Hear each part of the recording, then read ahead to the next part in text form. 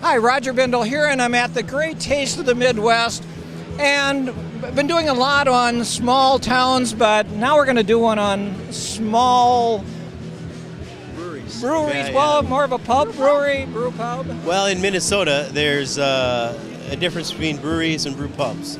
Brew pubs have a license to sell the beer they make on site.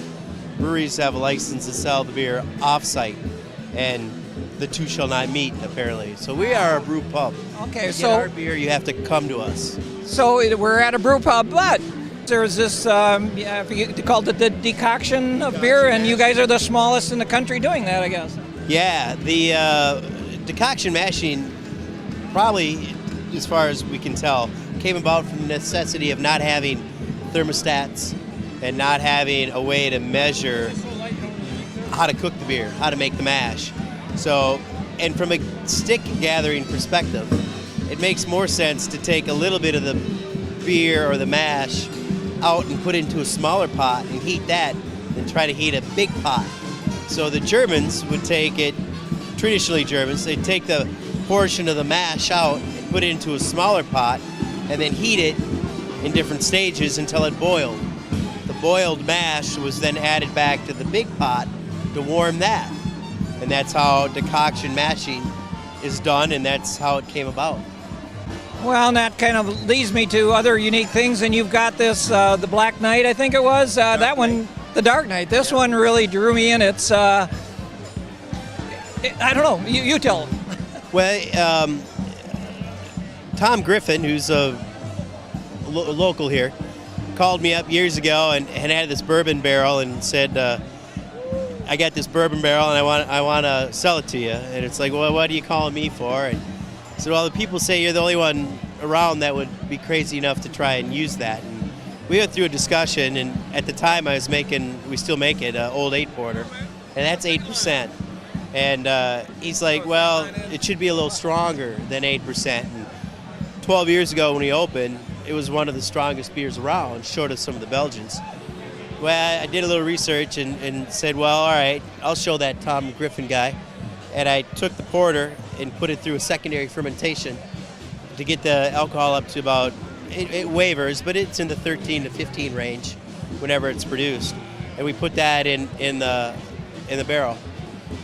We're going to release it on Halloween, and I called up my buddy and I said, what should we call this thing? I don't want to tie it to Halloween, so should we call it the night of Prince? Or he's like, you mean Dracula? And it's like, well, no, I don't want to tie it to Dracula. He said, well, you could call it the Dark Knight, which is Batman. I said, oh, yeah. That's perfect. So that's how it got its name. The Prince of Darkness, that's Dracula, and it's Dark Knight it was. And that's how it got its name. Well, I've been sipping on a little bit of it, and it tastes pretty good. And then, but you also got this Brunette, kind of a wild thing here, or whatever it was? Yeah, the Wild Brunette, Wild Rice Brown Ale. Yeah, the Wild Rice Brown Ale. I bought a brew kit for John when we first got married, and that's how this all started.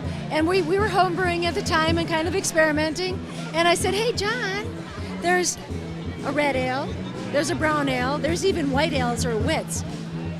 How about brewing me a brunette? And he made up a Wild Rice Brown Ale, and we call it the Wild Brunette. And it fits my personality.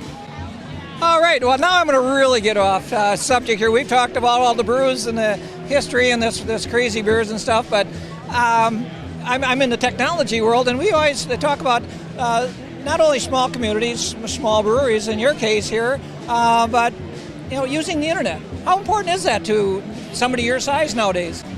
Well, I'm not a big techno guy. In fact, you could almost consider me a Luddite in the sense that I don't have a cell phone, No pager, no cell phone. Everything that I do, cooking and brewing, all that technology is 200-300 years old, more or less. So, excuse me.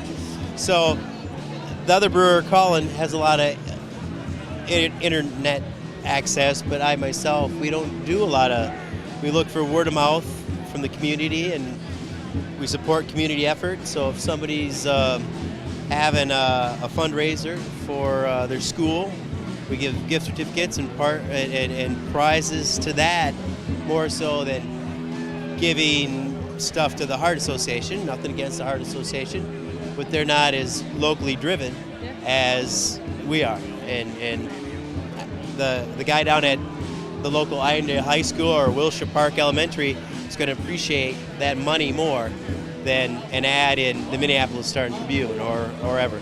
So that's how we advertise too. So we're not out there with a lot of technology.